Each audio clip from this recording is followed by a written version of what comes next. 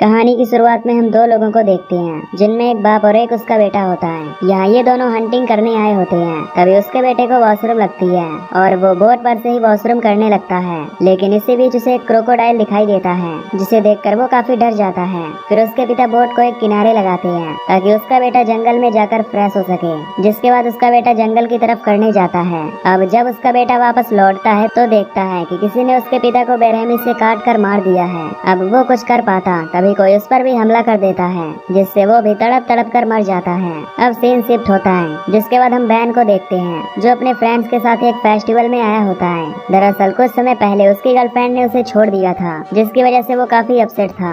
अब इस फेस्टिवल में उसे काफी सारी लड़कियां दिखाई देती हैं, जिन्हें देखकर उसे अपनी 7 साल पुरानी उसी गर्लफ्रेंड की याद आती है। साथ ही यहाँ बैन ने किसी से एक हॉन्टेड प्लेस के बारे में सुना था, इसलिए वो अपने सभी दोस्तों को वहाँ चलने के लिए कहता है, पर उसका दोस्त मारकर वहाँ नहीं जाना चाहता था। लेकिन बैन के बार बार कहने पर उसे मजबूरन ही वहाँ जाना पड़ता है। जिसके बाद बैन और मारकर दोनों उस शॉप पर जाते हैं जहाँ के लोग इस टूर को कराते थे, लेकिन उस शॉप का ओनर इन्हें बताता है कि अब वो टूर नहीं कराता क्योंकि वहाँ जाना खतरे से खाली नहीं है और जो भी वहाँ जाता है उसका बचना लगभग मुश्किल ही होता है। लेकिन बैन के रिक्वेस्ट करने पर वो ओनर इन्हें एक दूसरे शॉप पर भेज देता है जो कि अभी भी उस प्लेस की टूर कराते थे।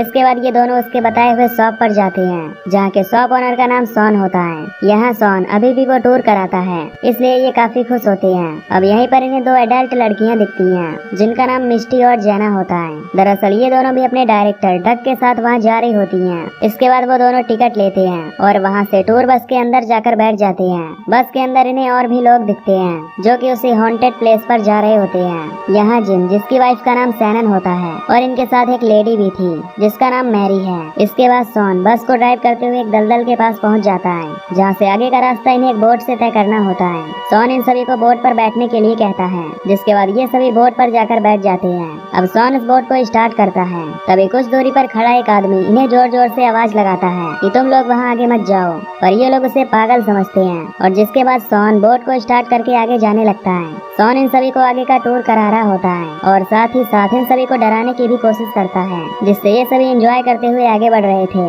खैर अब कुछ दूर आगे जाने पर इन्हें दलदल के किनारे एक घर दिखता है, जिस पर सॉन उन्हें बताता है कि ये घर यहाँ के विक्टर क्राउली का है, जो कि बहुत ही ज्यादा बदसूरत था, जिसकी वजह से उसे उसके पिता ने एक हैचेट से मार डाला था और तब से उसकी आत्मा यहीं पर रहती है। पर सभी लोगों को सॉन की बात पर विश्वास नहीं होता, इसलिए वो उसकी बातों को मजाक में लेने लगते हैं। अब ये लोग जब कुछ दूर आगे जाते हैं तभी वो बोट एक पत्थर से टकराकर वहीं फंस जाती है। सॉन उसे निकालने की काफी कोशिश करता है, पर बोट हिलने का नाम ही नहीं ले रही थी। तभी इसी बीच वहाँ जोरों से बारिश होने लगती है और तभी ये देखते हैं कि बोट धीरे धीरे डूबने वाली है, इसलिए सभी लोग उस बोट से बाहर निकलने लगते हैं और सभी एक टहनी की मदद से वहाँ से बाहर आने लगते हैं। पर जिम जब एक टहनी पकड़कर बाहर आ रहा होता है तभी अचानक उसका पैर फिसल जाता है, जिससे वो पानी में गिर जाता है। तभी एक एलिगेटर जिम का पैर पकड़ लेता है, पर तभी मैरी उस एलिगेटर को गन से शूट कर देती है। अब इसके बाद ये सभी किसी तरह किनारे तक पहुँच जाते हैं। यहाँ जिम काफी घायल हो चुका होता है, इसलिए अब वो आगे नहीं चल सकता था। अब सभी यहाँ फंसकर सॉन के ऊपर गुस्सा होते हैं क्योंकि उसने इन लोगों को यहाँ फंसाया था।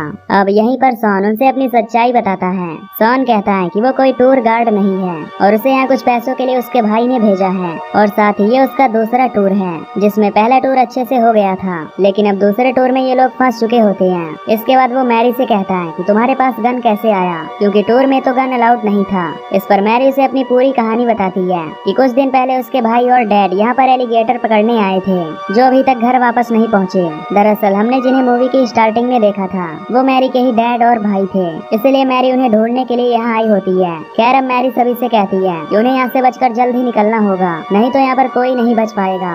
लेकिन कोई उसकी बात को नहीं मानता और वो लोग कहते हैं कि आज रात वो यहीं पर बिताएंगे। इसके बाद मैरी उन्हें समझाती है कि यहाँ विक्टर क्राउली का घर है, जो यहाँ पर आए हुए लोगों को मार देता है। अब मैरी उन्हें क्राउली की पूरी कहानी सुनाती है। मैरी कहती है कि क्राउली जन्म से ही काफी ज्यादा बदसूरत था, इसलिए उसका डैड थॉमस उसे सबसे छिपा कर रखता था और थॉमस अपने बेटे से बहुत प्यार करता था क्योंकि वो उसका इकलौता बेटा था। पर गांव के सभी लोग इन दोनों को काफी चिढ़ाते थे, इसलिए वो दोनों जंगल में अकेले ही रहते थे। अब एक दिन जब थॉमस जंगल की तरफ गया हुआ था तभी कुछ छोटे बच्चे क्राउली के पास जाकर उसे परेशान करने लगे, जिसमें वो बच्चे क्राउली के घर पटाखे जलाकर फेंक रहे थे ताकि डर के क्राउली घर से बाहर निकल जाए। लेकिन तभी उन पटाखों की वजह से उस घर में आग लग जाती है, जिसके बाद जब उसका डैड थॉमस वहाँ आता है तो वो आग को देखकर काफी घबरा जाता है और साथ ही वो डोर भी लॉक होता है। जिसके बाद थॉमस एक हैचेट से उस डोर को तोड़ने लगता है लेकिन डोर के दूसरी ओर क्राउली खड़ा था, जिससे थॉमस का हैचेट सीधा क्राउली के सिर में जा लगता है और उसकी ऑन द स्पॉट मौत हो जाती है। अब ये देखकर थॉमस काफी रोने लगता है और तब से वो ही अकेला उस घर में रहने लगा। और क्राउली की मौत से ही थॉमस काफी दुखी रहने लगा, जिससे कुछ दिन बाद उसकी भी मौत हो गई। और उसी दिन से क्राउली आज तक अपने डैड को जंगल में ढूंढता है और जो भी उसके सामने आता है वो उसे जान से मार डालता है। अब ये सब बातें सुनने के बाद भी वो लोग उसकी इस बात पर बिलीव नहीं करते और सभी कहते हैं कि वो लोग क्राउली के घर को बहुत पीछे ही छोड़ आए हैं। ये सुनकर मैरी उन्हें क्राउली का असली घर दिखाती है और कहती है कि तुम लोगों ने जो घर पहले देखा था वो किसी और का घर था। तभी इसी बीच इन्हें एक डेंजरस आवाज सुनाई देती है, जिसे सुनकर ये काफी डर जाते हैं। अब यहाँ पर जिम की हालत काफी खराब होती जा रही थी, क्योंकि उसके पैर में काफी चोट लगी थी। जिसके बाद सैनन उसे उठाकर उस घर की तरफ ले जाने लगती है ताकि उसे वहाँ कोई हेल्प मिल सके। फिर जैसे ही वो उस घर के पास पहुँचती है, तभी क्राउली उस घर से बाहर आता है और वो जिम पर हैचेट से हमला करके उसे मार देता है। ये देख सैनन काफी डर जाती है और वहाँ से बचकर भागने लगती है, लेकिन तभी क्राउली उस पर भी हमला करता है और उसे भी मार डालता है। अब ये दर्दनाक मौत देखकर सभी लोग वहाँ से भागने लगते हैं, लेकिन मैरी उस पर गन चलाकर उसे शूट करने लगती है।